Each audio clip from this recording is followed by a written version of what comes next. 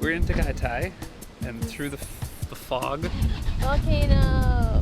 that is a volcano that is active, so we can't go there right now. But we're gonna go down the viewpoint and see. Right now we're at a Starbucks.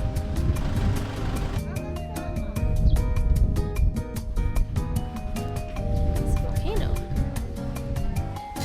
Volcano! Okay, welcome to Geography with Iz. So this is the main volcano. Within the main volcano, there's a tiny lake. I should mention that this volcano is also on a lake. So right now there's lake and then there's volcano. And then inside the volcano there's a lake. And inside the lake there's another volcano that's like this big. So it's a volcano, inside a lake, inside a volcano, inside a lake. Did you think this part was the volcano? But it's not. This is the volcano. I should also say that my dad described the little puff of smoke that came from the tiny volcano as a tiny little fart. It's no longer farting right now, but it was farting earlier.